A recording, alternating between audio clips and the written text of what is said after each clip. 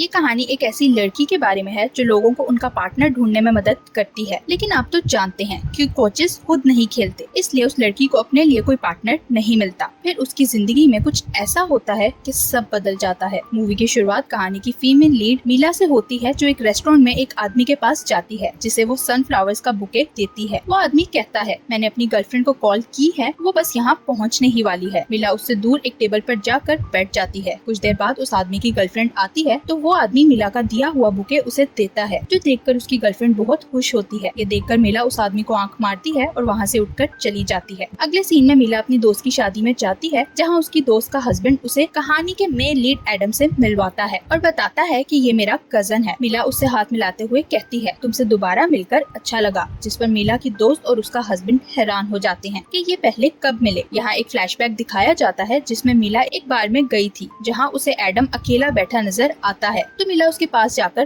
बैठ जाती है। तभी एडम के पास एक लड़की आकर उससे फ्लर्ट करने की कोशिश करती है, लेकिन एडम उसे कोई घास नहीं डालता। उस लड़की के जाने के बाद एडम मीला से कहता है, वो लड़की मेरे टाइप की नहीं थी, जिस पर मीला उसे कहती है, तुम्हें खुद पर बहुत घमंड है। एडम कहता है, मैं इंटेलिजेंट हूँ, रिच हूँ और इस बिल्डिंग का मालिक भी हूँ। मीला कहती है, तुम्हें ये लगता है तुम इतने परफेक्ट हो कि तुम्हें कोई मैच भी नहीं मिल सकता, जिस पर एडम कहता है, हाँ मैं इतना परफेक्ट हूँ कि कोई भी मुझे मेरी टाइप की नहीं लगती। फिर वो मीला से पूछता है, तुम यहाँ क्यों आई हो? तो मीला कहती है, मैं लोगों को प्यार करने में मदद करती हूँ, इसीलिए। प्रेजेंट में मीला और एडम दोनों एक ही टेबल पर बैठे थे। एडम मीला से पूछता है, क्या तुम डेटिंग थेरेपिस्ट हो? तो मीला कहती है, हाँ मुझे लोगों की मदद करना अच्छा लगता है। एडम कहता है, ये तो झूठ है क्योंकि तुम इसके पैसे लेती हो। एडम मीला से कहता है, मैं चाहता हूँ तुम मेरे लिए भी मैच ढूंढो, क्योंकि मीला ने ही अपनी दोस्त और एडम के कजन की शादी करवाई थी। उसकी बात सुनकर मीला उसे टोंट मारते हुए कहती है, तुम तो परफेक्ट हो, तो मैं तुम्हारे लिए मैच कैसे ढूंढूंगी? एडम उसे लालच देते हुए कहता है, मैं तुम्हें एक्स्ट्रा चार्ज करूंगा। मीला कहती है, फिर तुम्हें वो सब करना होगा जो मैं कहूंगी। तो एडम मान जाता है। अगले दिन मीला एडम से मिलती है, तो एडम मीला से कहता है, मैं तुम्हें अपनी असिस्टेंट हायर करना चाहता हूँ। उसकी बात सुनकर मीला को गुस्सा आता है, जिस पर एडम कहता है, मैं बहुत बिजी होता हूँ, इसलिए बार बार तुमसे नहीं मिल पाऊंगा। मीला कहती है, मुझे भी अपने काम करने होते हैं, उसका क्या होगा? तो एडम कहता है, हम एक शेड्यूल बना लेंगे। मैं किसी को ये नहीं बताना चाहता कि मैं एक डेटिंग थेरेपिस्ट की मदद ले रहा हूँ। उसकी बातें सुनकर मीला की उसके साथ डील हो जाती है। जब मीला एडम की असिस्टेंट बनकर उसके ऑफिस जाती है, तो एडम से उसका एक बिजनेस पार्टनर मिलने आता है, जो एडम से पूछता है, क्या तुम सिंगल हो? तो एडम हाँ कहता है। वो एडम से कहता है, मेरी एक बेटी है जिससे मिलकर तुम्हें अच्छा लगेगा, जिस पर एडम उसका इंटरव्यू शुरू कर देता है।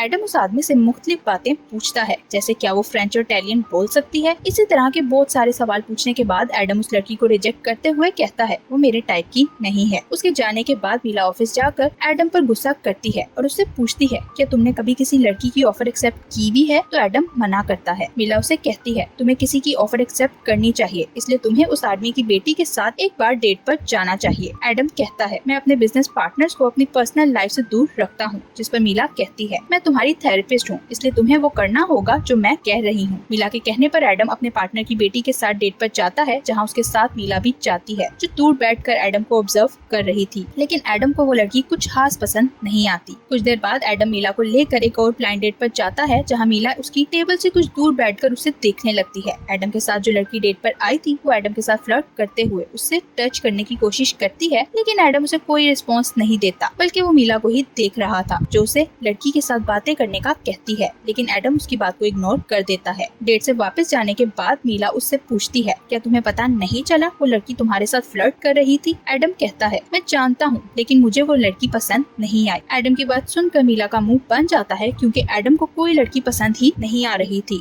अगले दिन मीला फिर से हिम्मत ना हारते हुए एडम को एक नई डेट पर ले जाती है। इस नई डेट पर मीला को एडम का बिहेवियर पहले वाली डेट से कुछ बेहतर लग रहा था। डेट के बाद मीला उसे कहती है, आज तुमने उस लड़की के साथ अच्छे से बात की, जिस पर एडम उसे कहता है, मैंने सिर्फ वही किया जो तुमने मुझे करने के लिए कहा था। एडम उससे पूछता है, क्या तुम वाकई चाहती हो मैं उस लड़की को डेट करूं? तो मीला हाँ कहती है। एडम उसकी बात सुनकर दुखी हो जाता है, क्योंकि वो मीला को लाइक करने लगा था, लेकिन उससे कह नहीं पा रहा था। मीला की बात सुनकर वो कहता है, अगर तुम ऐसा चाहती हो तो मैं ऐसा ही करूंगा। 2 दिन बाद एडम मीला को लेकर बोट पर जाता है और उसे बोट चलाना सिखाता है। कुछ देर बोट चलाने के बाद मीला एडम को देखने लगती है। एडम उससे पूछता है, तुम मुझे क्यों घूर रही हो? जिस पर मीला कहती है, मैं सिर्फ तुम्हें स्टडी करने की कोशिश कर रही हूँ, लेकिन मैं तुम्हें तुम्हारी पर्सनल लाइफ डिस्कस करने के लिए फोर्स नहीं करूंगी। ये सुनकर एडम मीला के पास बैठ जाता है और उससे कहता है, तुम मुझसे जो चाहो चाहो पूछ सकती हो। तो मीला उससे पूछती है क्या तुम कभी किसी सीरियस रिलेशनशिप में रहे हो, जिस पर एडम हाँ कहता है। उसकी बात सुनकर मीला कहती है फिर तुम थेरेपी क्यों ले रही हो। तो एडम बताता है मैं 3 रिलेशनशिप्स में रह चुका हूँ। ये सुनकर मीला शॉक्ड हो जाती है क्योंकि उसे लगा था एडम ने कभी किसी के साथ रिलेशनशिप बनाया ही नहीं है। एडम मीला को बताता है मेरे तीनों रिलेशनशिप्स नहीं चले। मीला एडम को तसल्ली देते हुए कहती है इसमें तुम्हारा कोई कसूर नहीं था। एडम मीला से पूछता है तुम क्या करना चाहती हो। तो वो उसे बताती है मैं अपने पेरेंट्स के लिए एक घर खरीदना चाहती हूँ और उनके साथ पूरी दुनिया ट्रैवल करना चाहती हूँ। एडम उससे पूछता है क्या तुम्हारा सपना किसी को प्यार करना है। तो मीला कहती है मैं सिर्फ किसी से प्यार नहीं करना चाहती बल्कि उसके साथ मिलकर अपनी एक फैमिली बनाना चाहती हूँ। अगले दिन एडम के साथ सेशन लेते हुए मीला उससे पूछती है तुम जिस लड़की को डेट करोगे वो तुम्हारे लिए ज्यादा इम्पोर्टेंट होगी या फिर तुम्हारा काम और दोस्त। एडम उसे कहता है मेरे लिए मेरी फैमिली, काम और दोस्त इम्पोर्टेंट है और वो लड़की मेरे लिए मेरी फैमिली होगी। एडम मीला से पूछता है क्या तुम ये जानने की कोशिश कर रही हो कि मेरे साथ 3 रिलेशनशिप्स में क्या गलत हुआ था। जिस पर मीला उसे कहती है जब तक तुम मुझे खुलकर नहीं बताओगे तब तक मैं तुम्हारी मदद नहीं कर सकूंगी। उसकी बात का जवाब देने के लिए एडम उसे अपने साथ अपने जेट में बिठा कर कहीं ले जाता है। वो दोनों एक रेस्टोरेंट में पहुँचते हैं जहाँ जाकर मीला उससे पूछती है क्या हम इतनी दूर सिर्फ खाना खाने आए हैं। जिस पर एडम कहता है मैं डेट करने के लिए कभी भी एक जैसी जगह चूज नहीं करता। उसकी बात सुनकर मीला कहती है क्या तुम ये बहुत ज्यादा नहीं कर रहे, क्योंकि हर चीज करने का एक वक्त होता है। एडम से कहता है मुझे लग रहा है ये सब करने का सही समय यही है। उसकी बात सुनकर मीला चुप हो जाती है। फिर एडम उसे शॉपिंग के लिए ले जाता है जहाँ मीला को कुछ कपड़े पसंद आते हैं लेकिन वो नहीं खरीदना चाहती थी। एडम समझ जाता है कि मीला को कपड़े अच्छे लगे हैं, इसलिए एडम वो सारे कपड़े खरीद लेता है जिसे देखकर मीला को अच्छा नहीं लगता। वो एडम से कहती है ये सब हमारे डील का हिस्सा नहीं है, इसलिए तुम्हें ये सब नहीं करना चाहिए। तो एडम कहता है तुम्हें ये कपड़े अच्छे लगे थे इसलिए तुम्हें ये लेने चाहिए। लेकिन मीला जबरदस्ती एडम को ड्रेसेस वापस करने के लिए शॉप के अंदर भेज देती है। रात को वापस जाने से पहले एडम मीला से कहता है मैं एक लास्ट चीज करना चाहता हूँ। वो मीला के करीब आकर उसे किस करने लगता है तो मीला अपनी आंखें बंद कर लेती है। एडम उसे किस करने की बजाय उसके कान में कहता है मुझे लगा था तुम कहोगी ये करना ठीक नहीं है। फिर वो मीला से कुछ दूर जाकर उसे कहता है मुझे विश्वास है तुम्हें वैसा प्यार जरूर मिलेगा जैसा तुम ढूंढ रही हो। उसकी बात सुनकर मीला स्माइल करने लगती है क्योंकि उसे भी एडम अच्छा लगने लगा था। अगले दिन मीला अपने क्लिनिक में बैठी थी जब उसके पास पार्सल आता है। ये पार्सल किसी और ने नहीं बल्कि एडम ने भेजा था, जिसमें एक फ्लावर बुके था और साथ वही ड्रेसेस थे जो मीला ने लेने से मना कर दिए थे।